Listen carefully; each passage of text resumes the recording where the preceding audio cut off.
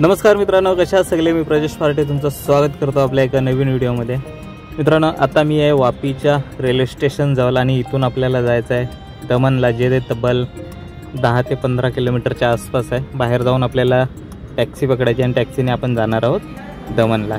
तिथे आपण एक बीच पाहणार आहोत, देवका बीच म्हणून आहे, आणि दुसरं म्हणजे एक किल्ला आहे दमनचा, तो आपण पाहणार आहोत।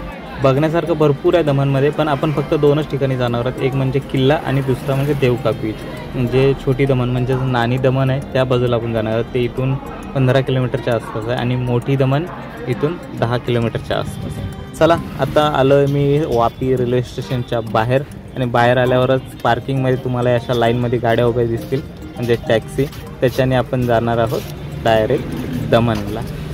40 ते 50 रुपये तिकीट आहे जर तुम्ही याच्याने गेलात तर, आणि जर तुम्हाला सेपरेट रिक्षा करून जायचं असेल तर रिक्षासुद्धा तिकडे अवेलेबल आहेत, त्याच्याने सुद्धा तुम्ही जाऊ शकता। तुम्हाला जर दमनला यायचं असेल तर तुम्ही वापीपर्यंत कसेही आलात तरी चालेल, कारण की वापीवरून मग तुम्हाला टॅक्सी वगैरे अवेलेबल आहे। आणि जर मुंबईवरून येणार असाल तर अहमदाबादकडे किंवा सुरतकडे जाणारी प्रत्येक ट्रेन ही वापीला थांबते 1 नंबर प्लॅटफॉर्मवरती, आणि मग तिथून तुम्हाला मी सुरुवातीला दाखवलंच आहे, बाहेर आल्यावर टॅक्सी वगैरे आहेत, रिक्षा आहेत, तुम्ही ते करून इथपर्यंत येऊ शकता। फक्त 10 ते 15 किलोमीटरच्या आसपास आहे दमन वापीपासून, आणि इथं आल्यानंतर तुम्हाला 2 दमन आहेत, एक मोठी दमन आणि एक नानी दमन। नानी म्हणजे छोटी दमन।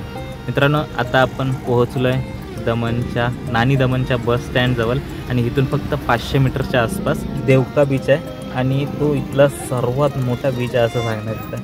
मित्रांनो, इथे आल्यानंतर तुम्हाला गोव्याचा भास होईल, कारण की गोव्यामध्ये जसं कलरफुल घरं वगैरे, रस्ते वगैरे आपल्याला बघायला भेटतात, त्याच टाईपचं इथे तुम्हाला हे बघायला भेटणार आहे। एक मिनी गोवा बोललात तरी चालेल, हे बघा तुम्हाला समोर दिसतच असेल। मित्रांनो, इथे आल्यानंतर तुम्हाला फिरण्यासाठी भरपूर अशी ठिकाणं आहेत। एक म्हणजे सेंट जेरोमचा किल्ला आहे, दुसरी चर्च आहे, त्याच्या आतमध्ये जैन मंदिर आहेत, आणि त्याच बाजूला म्हणजे मोठी दमनमध्ये जामपोर बीचसुद्धा आहे, आणि आता आपण जाणार आहोत तो देवका बीच, आणि दुसरं म्हणजे इथे दमन स्वातंत्र्य ज्यावेळी झालं होतं त्यांचं स्वतंत्र स्मारकसुद्धा इथं तुम्हाला बघायला भेटणार आहे। मित्रांनो, हा पूर्ण भाग म्हणजे दादरा, नगर हवेली, दीव आणि दमन हा पूर्ण प्रदेश आहे ना, तो केंद्रशासित प्रदेश आहे। 1523 पासून 1961 पर्यंत इथे पोर्तुगीज वसाहतवादी राजवट होती। त्याच्यानंतर म्हणजे 1947 नंतर तब्बल 14 वर्षानंतर हा पूर्ण भाग भारतात सामील करण्यात आला होता। आता आपण आहोत देवका बीच जवळ, हा समोर तुम्हाला दिसतो तो देवका बीच। आपण नंतर इथे येणार आहोत, पण पहिलं जाणार आहोत आपण किल्ल्याकडे, ज्याचं नाव आहे सेंट जेरोमचा किल्ला। आता दुपार असल्यामुळे आपण पहिला जाऊ किल्ला बघायला, कारण की आता बीचवरती भरपूर ऊन लागते, त्याच्यामुळे आपण पहिलं किल्ला बघायला जाऊ। तर हा समोर तुम्हाला दिसतोय ना, तो मेन दमन म्हणजे मोठी दमन आहे, आणि ह्या बाजूला छोटी दमन जिथे आपण उभं आहोत, आणि हा बाजूला तुम्हाला दिसतो तो किल्ला आहे, आणि हा जो मधला भाग दिसतोय ना पाण्याचा, ती आहे दमनगंगा नदी। मी वरून तुम्हाला दाखवेलच, हा मध्ये फक्त नदीचा भाग आहे, आणि त्याच्यामुळेच हे 2 भाग झालेत दमनचे। चला, आता आपण किल्ल्यामध्ये जाऊ। मी आता सध्या उजव्या बाजूने आलो आहे, पण मेन जो किल्ल्यामध्ये एंट्री होती ना त्याचं काम चालू आहे, त्यामुळे आम्ही आलो आहे ह्या राईट साईडने किल्ल्याच्या। आणि हे बघा, हे आतमध्ये समोर आल्यावरच तुम्हाला हे असे भिंतींवरती पोर्तुगीज भाषेत तुम्हाला हे बघा हे सर्व बघायला भेटणार आहे। आणि इथून आतमध्ये जाण्यासाठी हा मोठा दरवाजा, आणि त्याच्या मधोमध एक छोटा दरवाजासुद्धा बनवण्यात आला। मित्रांनो, हा किल्ला 1614 मध्ये याचं काम चालू करण्यात आलं होतं, आणि 1627 मध्ये हे पूर्ण करण्यात आलं होतं। हे बघा, आता आपली आतमध्ये एंट्री झाली, इथे एक दरवाजा आहे, तो पण बंद करण्यात आला होता। आतमध्ये तुम्हाला दुसरं काहीच बघायला भेटणार नाही, एक चर्च वगैरे आहे, आणि त्या लोकांचे समाध्यासुद्धा इथे आहेत, त्या आपल्याला बघायला भेटणार आहेत। चला, आता आपण जाऊ आतमध्ये। वरून तुम्हाला एक व्ह्यू मस्तपैकी दाखवतो, कारण की वरून जो समुद्र पूर्ण दिसतोय ना, आणि नानी मोठी दमन आणि मधोमध असणारी दमनगंगा नदी, एवढं मस्त वाटेल ना बघायला। हे बघा, आता आपण आतमध्ये आलं, बाकी तुम्हाला काहीच बघायला भेटणार नाही। ही समोर दिसते ती चर्च, आणि ही पूर्ण तटबंदी। हे बघा, इथे एक पक्षी संग्रहालय असं मला वाटते, ब्लू कलरचं आहे ते आपण नंतर बघू। आणि ह्या बाजूला हे व्हाईट कलरचं आहे ना पूर्ण, तिथे एअरपोर्टसुद्धा आहे इथे दमनला, म्हणजे तुम्हाला जर विमानाने यायचं असेल तर तुम्ही डायरेक्ट दमनलाच उतरू शकता। चला आता वरती जाऊ। या डाव्या हाताला एक कब्रस्तान आहे, म्हणजेच त्या लोकांच्या समाध्या वगैरे इथे आहेत थडगे. आणि बघा इथून आता आपण आतमध्ये एंट्री केली. बघा इथून एक समोरचा दरवाजा बंद आहे आणि पूर्ण आपण आता किल्ल्याच्या तटबंदीच्या वरती चाललोय, कारण की मधोमध तुम्हाला काय मी दाखवलंच काय बघायला भेटणार नाही. ही दिसते ना तुम्हाला, ही आहे दमनगंगा नदी आणि ही बोटिंग पूर्ण आहे. तुम्हाला जर त्या बाजूला जायचं असेल तर बोटने सुद्धा तुम्ही जाऊ शकता. जर गाडीने फिरून जावं लागत असेल तर तुम्ही बोटिंगने सुद्धा जाऊ शकता.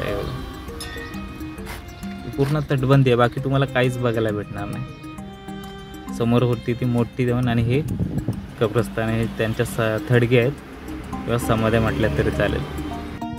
मित्रांनो इथे आतमध्ये येण्यासाठी तीन दरवाजे आहेत. एक आपण आलो तो आणि दुसरा म्हणजे हा मी आता तुम्हाला दाखवतो तो आहे बघा. इथून आतमध्ये एंट्री होते आणि हा आतमधला भाग जो हा पण तो तटबंदीमध्ये आहोत वरती, आणि हा भाग दिसतोय ना, हे पूर्ण या किल्ल्याची तटबंदीच्या आतला भाग आहे. मी तुम्हाला नंतर दाखवेलच.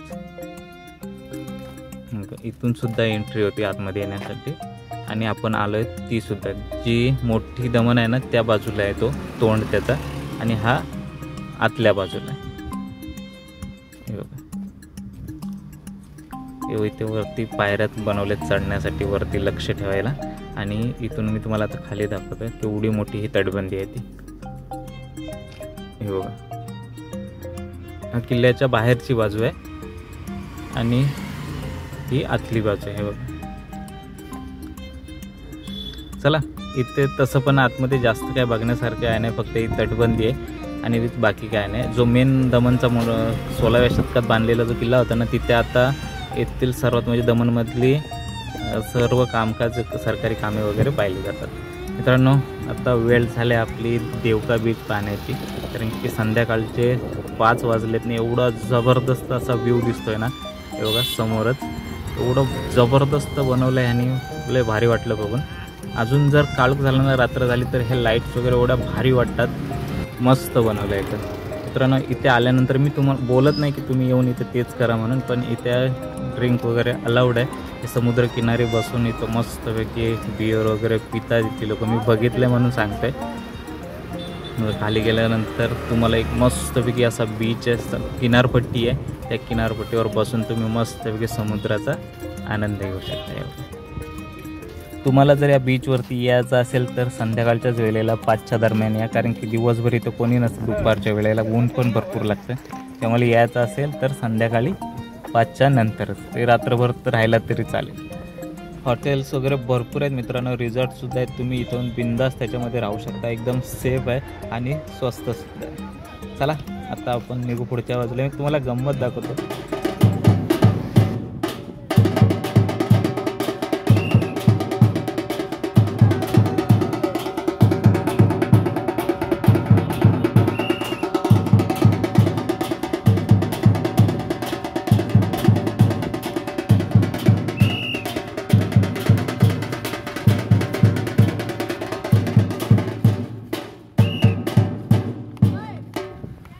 बघितलं. चला आता पुढे जाऊ. मित्रांनो पुढे जात असताना मला एक गोष्ट बघायला भेटली, ते मी तुम्हाला दाखवतो. हे काय ते तुम्ही मला नक्की सांगा. ज्याला माहिती असेल ना त्यांनी मला कमेंटमध्ये सांगा की हे असं का करून ठेवलं आहे. ते नारळ आहे आणि त्याच्यावरती ही फुलं टाकून ठेवलेली आहे किनारपट्टीवरती. का केलं आहे ते तुम्ही मला नक्की सांगा. ज्याला माहिती असेल त्यांनी सांगा की हे काय प्रकार आहे तो हा. चला पुढे जाऊ. मित्रांनो राईट साईडला बघा तुम्हाला कोपऱ्यामध्ये एक तुटलेल्या होडीचा सांगाडा बघायला भेटणार आहे, तर तिथे जाऊ आपण. हे बघा फायबरपासून बनवलेली आहे आणि होडी तुटल्यानंतर बुडाल्यानंतर ती वाहून इथपर्यंत आले. बघा पूर्ण फायबर आहे, अजूनसुद्धा दबत नाही, म्हणजे एवढं बघा जबरदस्त बनवले तिला. ह्या एवढाच भाग मला असं वाटतं लाकडा.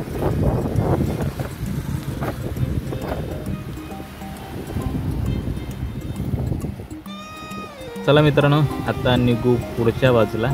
तर हे समोर तुम्हाला दिसतंय ना या होड्या वगैरे, त्या जामपूर बीचच्या जो मोठी दमन आहे ना, त्या मोठ्या दमनचा जो बीच आहे जामपूर बीच त्या बाजूचे आहेत. आणि आत्ता आपण जिथे उभं आहे छोटी दमनचा देवका बीच आहे बघा. ह्या होड्या वगैरे तुम्हाला दिसतात त्या देवका बीचच्या. आणि ही मधोमध असलेली ही दमनगंगा नदी. मोठी दमन ही छोट्या दमनपेक्षा छोटी आहे म्हणजे क्षेत्रफळाच्या दृष्टीने, पण तिला मोठी दमन याच्यासाठी बोलतात की ती पहिल्यातली म्हणजे जे जुनं शहर होतं ना ते मोठ्या दमनमध्ये होतं म्हणून तिला मोठी दमन. आणि ही आत्ता जी वाढलेली आहे ती छोटी दमन, ही क्षेत्रफळाच्या दृष्टीने मोठ्या दमनपेक्षा मोठी आहे. ह्या होड्या वगैरे जेवढ्या बघायला भेटतात जे मेन गोष्टी आहेत ना त्या मोठ्या दमनमध्येच तुम्हाला बघायला भेटणार आहेत. हे बघा, पण मी आलो आहे छोट्या दमनमध्ये देवका बीच बघण्यासाठी. हे सर्व तुम्हाला जे होड्या वगैरे दिसत नाही मच्छीमारांचे आहेत. हे बघा, आणि हा मंदिर आहे छोटंसं मस्तपैकी. आणि ह्या जेवढ्या होड्या आहेत ना हे इथले मच्छीमार आहेत त्यांनी असं बांधून ठेवलेले आहेत. हे बघा, जाळे वगैरे टाकून मस्तपैकी बसलेत. आता बाजूला मी तुम्हाला दाखवणारच आहे. हे बघा, हे ते बांधून ठेवलेत वाहून न जाण्यासाठी. आणि हे त्यांचे जाळे वगैरे आहेत मच्छी मारण्याचे, पागीरसुद्धा बोलतात. आणि ह्या होड्या वरती काढून ठेवलेत का तर वाहून जाऊ नये म्हणून. आता सध्या काम नसेल त्यांच्यासाठी म्हणून इथे ह्या काढून ठेवलेत. आणि ही बघा, हे जे पातं तुम्हाला दिसतंय ना पंखा, हा फिरल्यानंतरच होडी पुढे जाते. असो मित्रांनो, ह्या व्हिडिओमध्ये आपलं बीच आणि किल्ला तर बघून झाला. मी पुढच्या व्हिडिओची हिंट देतो. मी एका अशा ठिकाणी जाणार जे 11व्या-12व्या शतकातील सर्वात महागडं मंदिर म्हटलं तरी चालेल. म्हणजे त्या शतकात 9 लाख रुपये खर्च करून बनवलेलं मंदिर ते आपण बघायला जाणार. सूर्य मंदिरच आहे, गुजरातमधलंच आहे. कुठे आहे ते तुम्ही त्याच व्हिडिओमध्ये बघा. थोड्याच दिवसात ती व्हिडिओ येणार आहे. त्यामुळं जर चॅनलवरती आपल्या नवीन असाल, ही व्हिडिओ आवडली असेल नसेल ते तुम्हालाच माहिती, पण चॅनलवरती नवीन असाल तर पुढची व्हिडिओ बघायची असेल खास आपली व्हिडिओ ते असणार. त्यामुळे चॅनलला आपल्या सबस्क्राईब करा. व्हिडिओ आवडली असेल नसेल मला माहिती नाही, लाईक केलं तरी चालेल, नाही केलं तरी चालेल. असो, चला आता भेटू पुढच्या व्हिडिओमध्ये. तोपर्यंत सगळ्यांना बाय बाय, धन्यवाद.